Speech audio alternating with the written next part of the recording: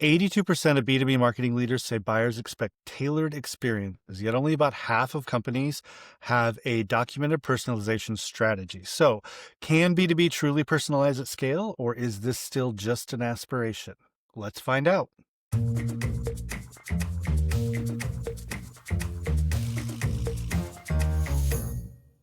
Welcome back to Cocktails, Tangents, and Answers. I am Rich, your host, and Zach, our other host today, and producers, host-ducer. I don't know. Prost. I don't know how you match those up. Prost. That's a whole different thing. Yeah, Good to see like you again. drinking. My favorite times. Yeah. Yeah. Oh yeah, that's a toast. Prost. Prost. Yeah, it's Russian, Oktoberfest. maybe. I think it's German. Yeah. Is it German? Okay. I Sure. don't know. We're gonna have to look that up. All right. Well, regardless, as we kind of said in the opening this episode, we're going to dig into one of B2B marketing's biggest challenges. How do you personalize at scale? And we're not talking about just, it's your name, it's your industry, it's your title. We're talking about actually getting deeper than that and personalizing at scale. Retail does this great because they know everything that you bought. They know what size you are, what colors you like all of that stuff. Mhm. But what happens with B2B? And if you use AI and you let AI take over, do you lose all your personal touch? Do The you human part get? of it. Yeah. That can be really painful for people. So you've got to balance that personalization with authenticity, and we'll try to figure out how we do that, or how we can at least get closer as B2B marketers, and then we can go from there. Yeah, awesome. Well, we can get right into this week's Alright. cocktail, which is a last-minute mulled wine. This is really cozy Okay. and warming. For me personally, I remember last year around Christmas, I bought like a bottled mulled wine that you like warm up on the Oh, yeah. stovetop. And Mhm. I got cinnamon sticks and put those in there with some star anise. Aw. And I loved it. It was awesome. And this is perfect for this time of year. We're kind of getting Uh-huh. towards the end of fall, getting towards mid-fall and going into winter. So especially in the Midwest, the weather's going to be getting colder. So a nice Mhm. mulled wine is awesome. This one in Well, particular, and oh, go ahead. so the thing I like about this one, Zach, is mulled wine usually takes a while, right? Like you put it in like one of those old coffee pot percolators, or you put it in a crock pot or something, and you just do it like low and slow, like all day, and the smell comes through and it's perfect. Last minute mulled wine indicates this is going to be speedier than that. So I'm very curious, like if you forgot and you're like, oh, we were going to do mulled wine, how quickly we can get this done. So, our ingredients, we're going to have 1 bottle of fruity red wine. So just look for anything that has the tasty notes of fruit forward. Like you're looking for berries and cherries and all that stuff. 4 ounces of brandy or bourbon, 2 teaspoons of sugar, 4 star anise pods, 2 long strips of lemon peel or orange peel, or get crazy, do both. And then for garnish, you're going to do 6 cinnamon sticks. I usually put the cinnamon sticks in while it's also mulling, just Yeah. because you get that extra cinnamon through. So maybe get like 8 cinnamon sticks, throw 2 in while it's mulling. Who knows? Whatever you want to do. So red wine, bourbon, or brandy, sugar, the star anise, and lemon or orange peels go into a small saucepan, just enough to hold all of that stuff. Heat it over low heat until warm. Very important, do not boil it or you'll boil all the booze off. And then you will not have boozy mulled wine. You'll just have, I don't know what that is even. It's just non-alcoholic warm wine. All right. So then you remove from the heat, let it stand for 5 to 10 minutes because it is going to be pretty warm, even though it's not boiling. Divide it between 6 mugs or punch cups and garnish each with a cinnamon stick. And there you go. So this serves 6 in mugs. So adjust that accordingly for your taste and how boozy you are and how boozy your friends are. This is a super easy one to like double or triple. Just get a bigger pan. But yeah, we have an induction cooktop. And that thing will boil water in about 20 seconds. So I would imagine I could make this really fast. Oh, yeah. Which is kind of cool. I remember when I made it last year. It was like the first week of December. And I thought it was awesome, but nobody else in my family liked it. I was like splitting it up between mugs. It smells good, though. It did make the house smell amazing. And I threw a lot of cinnamon in there. And I was like, oh my gosh, like this is awesome. Like, what do you guys think? And they were just like, I guess they couldn't get past the fact that it was warm wine. They like their wine not warm. So I mean, but it's mulled. Like, so I mean, it's yeah. I guess some people are like that. It's they weird. were just being lame. That's my Um, opinion. yeah, and you can like if you do double this and you want to keep it going, you can keep it on like the lowest of low heat, like on a 1 or a warm or whatever, and just let it keep going. If you've got the time, there are other recipes where you can do it in a crock pot, and then you get that smell all day, which is just really cool. All right, very cool.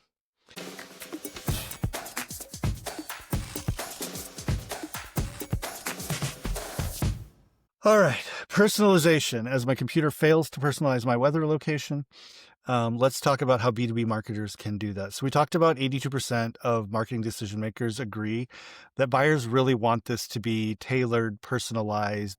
They want to feel like you know them or you know something about them. We talked about that at the beginning, and that's really, really hard. So what about on the buyer side, Zach? How many buyers actually want this? So 82% of global B2B marketing decision makers agree. Oh, okay, I see. So I'm sorry, Yeah, wrong stat. yeah. If I hit that one already, 73%. you could hit the next one. Yes, 73% of B2B buyers say they want a personalized B2C like customer experience, Mm-hmm. which is interesting. I mean, a lot of people Yeah. complain about privacy and being like, "Oh, it's creepy when like it's over personalized." But I think when it comes to like making purchasing decisions, the easier you can make it for someone and the more personalized, the better. So, Yeah, I get people all the time who are like, we can replace your phone system. And I'm like, we use a VoIP thing through HubSpot. It costs us $5 a line. And we have like 6 lines, I think, maybe 8.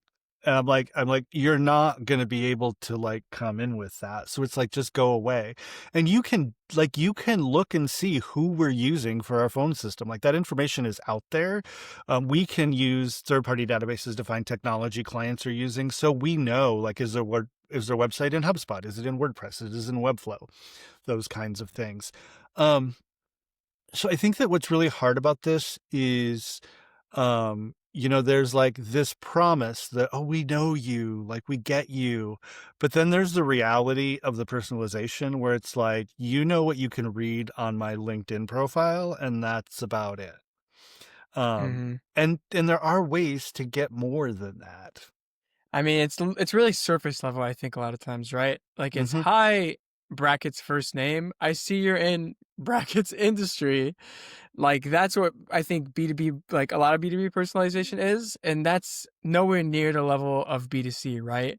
It's really Yeah, surface my level. favorite is people can now like HubSpot does this, other places do it. Like they bring in an about this company and they scrape the metadata on your website and they pull in whatever your homepage metadata is. And so I'll get things that say things like, I see that, Antidote 71 is in the blank, blank, blank, blank and offers blank, blank, blank, blank. And it's just pulled from our meta description. So I can tell when like Riley updates the meta description because it's new in those emails. And I'm like, oh, we must have updated. But it's annoying because it's like, no, you don't know anything about me. You know how to read my website and look at meta text. Like, woo, congratulations. That's great. So, I contrast that, and I'm going to tell a couple of Lego stories because why not? I mean, I got them behind me here, wherever they are. So there was one vendor, and it was not something we needed at all, but I did give him the meeting because he went out of his way. He mailed me the book, The Cult of Lego, like a hardbound book. It's like a $40 or $50 book, I think, at the time, to the office. So it didn't come to my house, thank God, because if he had my home address, I'd be like, what are you doing? Um, and basically with a note about what they did and how to get in touch with him. And so I emailed him and said, hey, that was really great. I do appreciate that you went deeper than just like my name and my, industry and my company name. But at the same time, like we didn't need what he was offering, but he needed to do a little more due diligence on the front end before wasting money on me. But I still have the book. It's sitting on the coffee table right over there right now. Um, so that was interesting to me. And that you can get from you can get that from these episodes, right? Like I've got the Lego specs back here. I've got these Legos. So people can see I probably like Legos. I probably like plants. Like there's stuff that you can kind of get into. I mean, if somebody was like sending me Tiffany lamps, I'd take it. But it's like, that's just, I needed a lampshade for that thing that broke and it was from Target and I found this lampshade online. So I got it. And I contrast that with like how Lego markets to me, right? Mm-hmm. So they have it's the very first Star Trek Lego like collaboration. So Star Wars stuff has been in Lego forever, but Star Trek, Paramount has never offered up that licensing for Lego ever. And so the first thing is going to be the Enterprise D. It's a big set I saw that from video on Star your Trek Next story. Generation. Yeah, so you see it on my story, but that was on my story because Lego sent that to me in email, and Lego, like I saw that everywhere immediately. I also had friends sending it to me and like all kinds of people. So I don't get content from Lego about like Lego Friends, which is sort of this weird set they tried to make for girls, and everybody's like, no, Lego, like just regular Lego is good for girls or boys. It's pretty gender neutral. Like you can do what you want with it. So I don't get that stuff. I don't get like there's like the Ninjago and stuff like that. I don't get those because I don't buy those sets. Lego Mm-hmm. knows everything about me and what I've bought. And so I get updates on the things I'm most likely to want. That level of personalization and experience is really, really interesting to me if you can pull that and move it to B2B. Yeah, because But they that's where it gets understand really the things hard. that you're purchasing and like your Mm-hmm. journey as a buyer. And I think a Yep. lot of the time, what B2B personalization boils down to is someone will download a white paper and then now you serve them this piece of content, which is like a demo. Mm-hmm. Just because they downloaded a white paper doesn't mean they necessarily want a demo, right? But that's a lot of the time how automation like treats that interaction. When in reality, like Mm-hmm. I feel like a lot of the time people they try automating too much. Like I guess what I'm trying to say is you can still personalize the delivery without personalizing the actual connection you have to the person that you're selling to, right? Yeah. Okay. So, like, let's unpack that a little bit because that's a big one. You can personalize the delivery without sacrificing the relationship you have with the person. I think that's what you said. Yeah, and I think I know you've brought this up in past episodes. Understanding the actual like your actual like customer base is Mm-hmm. and like basically like creating those like ICPs is super important to tailoring their experience and personalizing their experience. Yep. Because if you're For treating non-marketing people, everybody, yeah, go ahead. I say for non-marketing people, ICP is ideal customer profile. It's like a Yep. persona, but it goes deeper. So go ahead, Zach. Sorry, I didn't mean to interrupt you. No, no worries at all. I think customizing that if you're customizing the journey for if you're just customizing one journey as opposed to customizing for those specific ideal customer profiles, you're missing out, right? Like you need to Mm-hmm. understand that specific customer to be able to personalize your product or service to them. So Mm-hmm. just because you know their name and you know their job title doesn't mean you know how they're going to go through the buyer's journey. Right. And even if you know what they've done, right? So, like, I Mm-hmm. viewed this website, I've read this blog post, I've downloaded this white paper. Those are kind of those cues that we try to use, like my purchases. Like, Lego knows almost all of these. I got a couple off eBay because they were old sets, but they know almost all of these, and they know that I buy them when they come out. Like, you know, the day it's released, I buy one or two. It depends. And so like getting those in front of me and letting me know they're coming is really important to them. And I'm not unique in that. They've got other people that are in that same, genre. So they are hitting us kind of at mass with that. But, they get, it just gets into this deeper behavior of my journey, and which might be different for somebody else's who buys the same things, but they buy them 3 months after they're released, or they only purchase at holiday, those types of things. Mm-hmm. So I think that when we try to turn our signals from our B2B like clients or prospects into like the equivalent of a product purchase, it's where you really fall down with this. Um, and I think that that's part of what happens is when you're using AI, it can use those things, like, right? It's going to know those things already.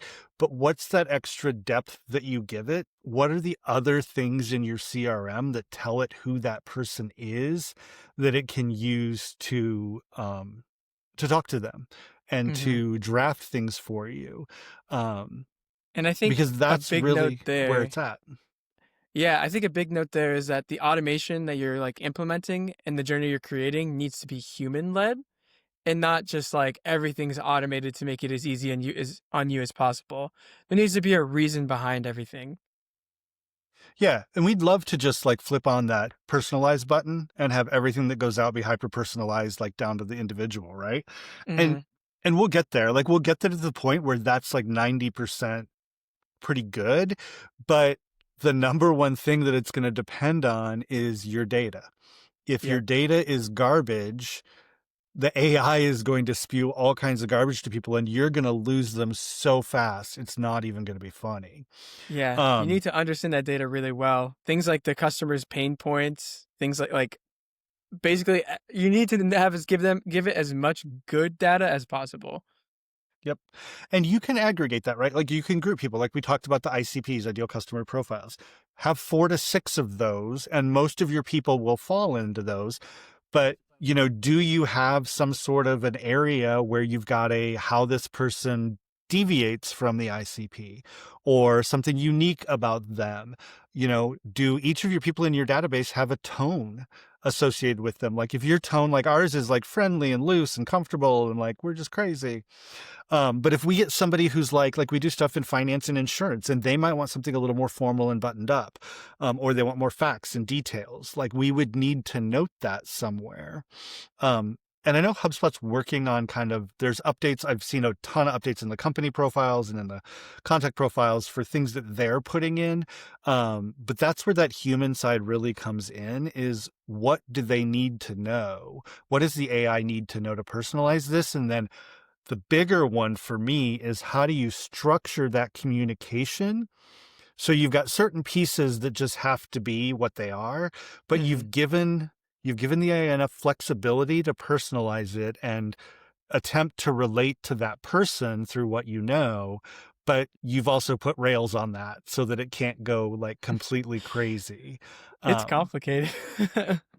It is. I'm waiting for some retail to use AI and have it start coming out with like 80% off offers, 100% off, like really weird stuff, just to try, because somebody forgot to put a rail on it that said, do not ever offer more than 30% discount or something like that. And so it's just going to keep trying to get that person to buy. And I mean, if you give it to me for free, I'll probably buy it. Like, that sounds great. And the more you automate, the more you risk losing your brand voice. And like you'll probably struggle with things like tone, timing, and empathy, right? Because those are hard to Mm-hmm. replicate like with AI.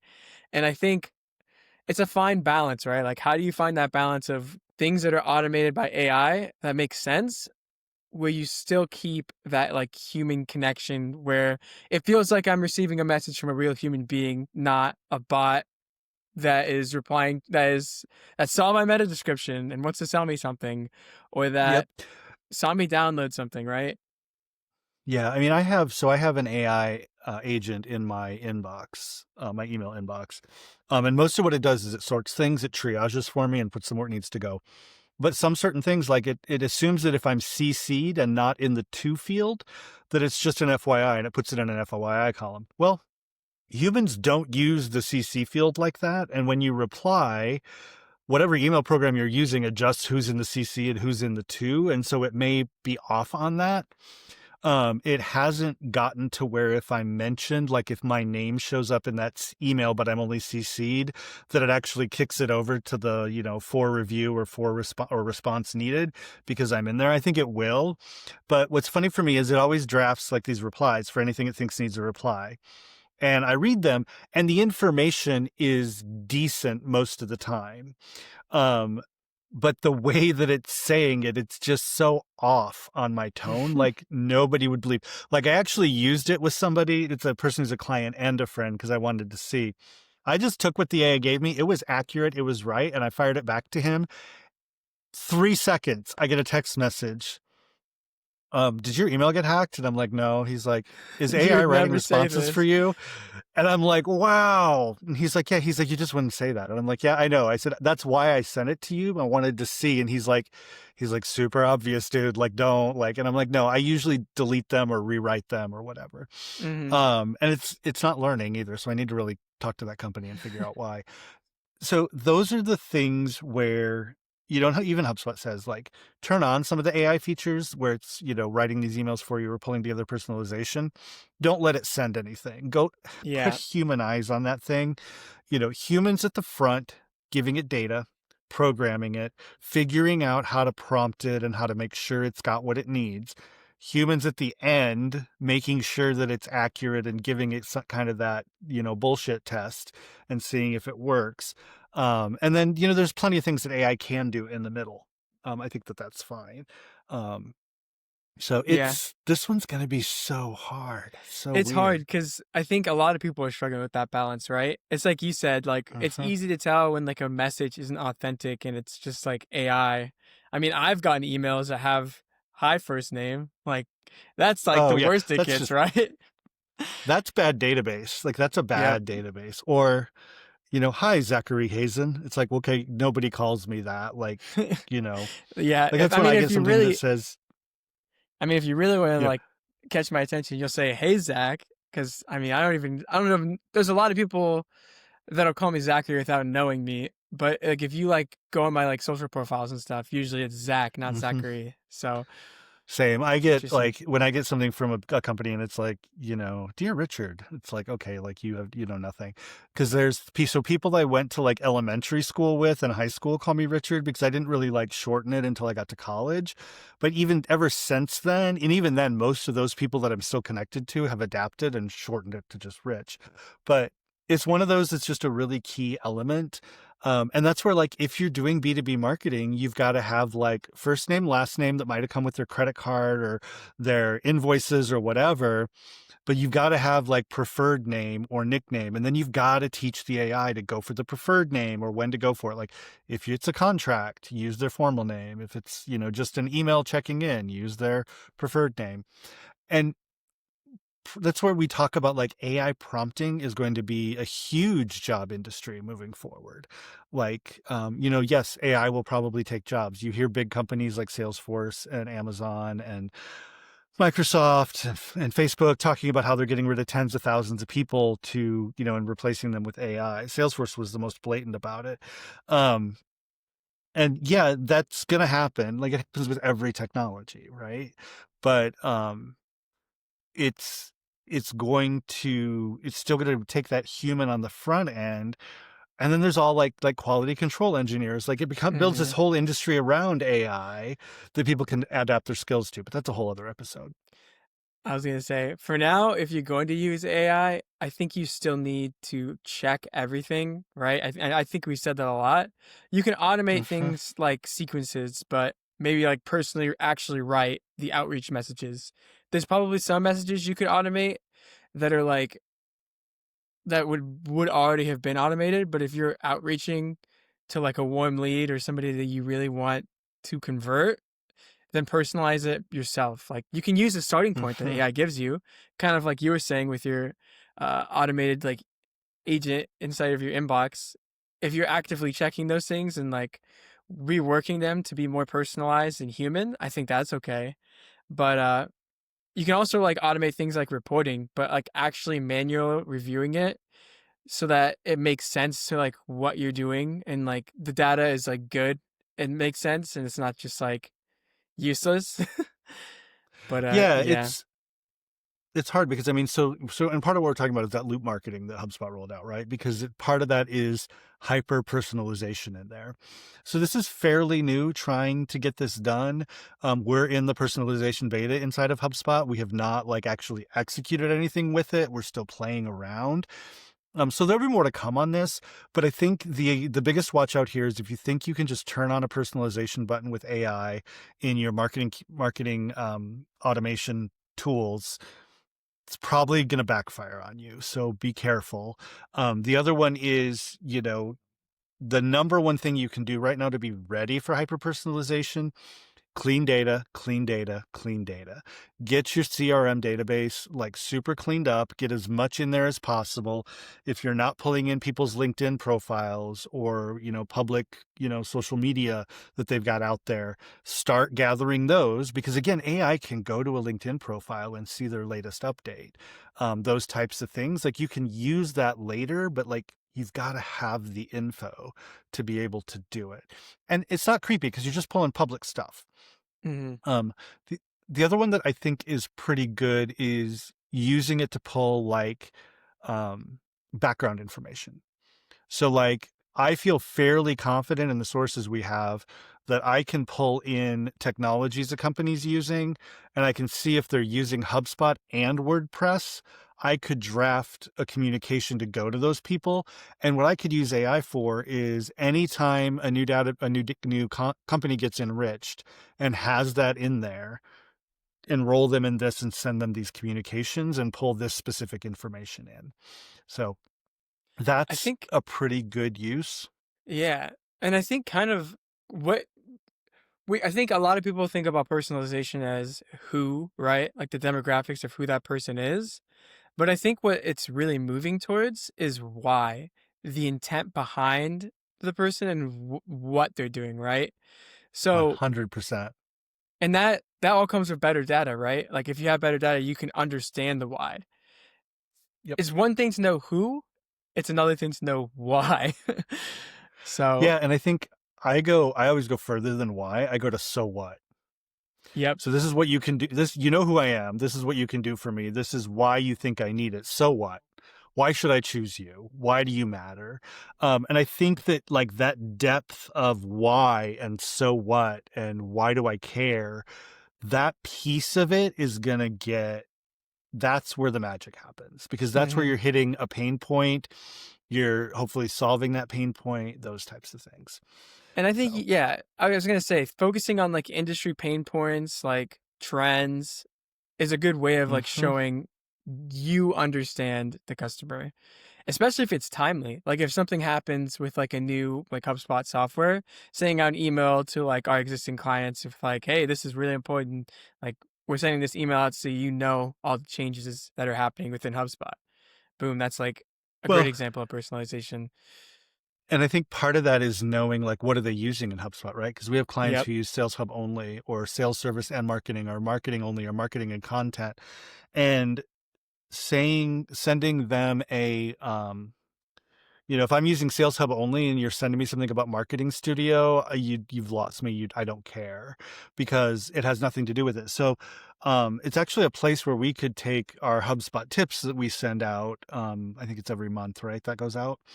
Um, and that personalization, just a very simple one, would be look at what they've got in their hub profile on which tools they're using in HubSpot, and then send them information on those. But then on the inverse, if you're going to send a Sales Hub person something about Marketing Studio, you've really got to get into the why now, right? Because we know you're not using it. Acknowledge, like, we realize you're only using sales today. Here's how Marketing Studio can help fuel the front end of your sales efforts Hmm. with Marketing Hub. And it becomes this kind of upsell, cross sell. I think So, and I think that's important to like understand too, is like you're not exploiting the data that you have, you're anticipating the needs of your clients and your potential clients and leads. You're using that personalization to be empathetic to their needs, right?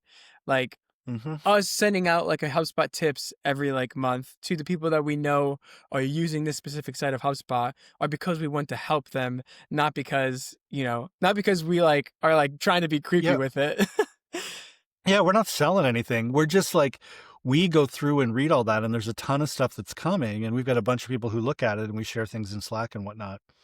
We're just trying to be helpful by digesting it, because they may not have seen this feature that they really want. And to that point, there is that piece where the thing that Caitlin talked to a client about that they really want, but HubSpot doesn't do yet, comes across in a beta. It's hard for AI to pull that together. Is it possible? Probably. But for her to be able to make that connection and just shoot that over to them and say, hey, I enrolled you in this beta. Here's why. Here's what it does. Let's meet and talk about it. Here's my calendar link, that kind of thing. Could AI do that? probably we could get there. But it's going to be right now faster and easier for Caitlin to fire that over and make sure that it's right. Mm-hmm. So, I mean, Yeah. it's a lot. Personalization It's a and hyper lot. personalization, it can go south really fast. And if you've got bad data, you're screwed. Like, that's I just mean, I it, think the you know? biggest point you can take away from all of this is don't be creepy. Understanding your audience with good, clean data is really important, and Mhm. the why and Yep. intent behind their purchasing decisions. And to also just don't lose the human element to anything you're doing. It's easy just to set up a workflow and fully automate everything.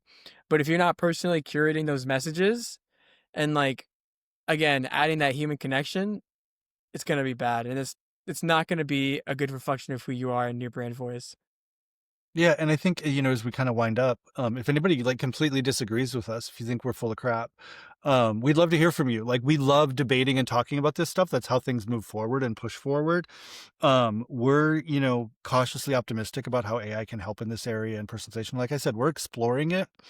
But a lot of that it's not a magic bullet. It's not just ready to be turned on and, let it run away with it. So, definitely, Zach will wrap up and let you know how to get in touch with us, and definitely do. Yeah, you can find our agency at antidote71.com, and all of our socials are there as well. If you have a question you'd like to send our way and debate us, we're always open for debate, like Rich said. Head to Yeah. ctapodcast.live to shoot us an email. Even better, if you want your voice to be on an episode of a podcast, you can hit our hotline at 402-718-9971. Your question will feature into a future episode of the podcast. We'll also take, like, I don't want to say aggressive comments, but if you disagree with us strongly, we'll definitely like be willing to hear you out and talk to you. So, yeah, All right. Sounds good. I mean, that's kind of it. Like, we'll be curious to see where this is going. I'm sure we'll revisit this in a few months. And after we've, played with it a little bit more, and we'll see what's going on. But until next time, good to see you, Zach. good to see you.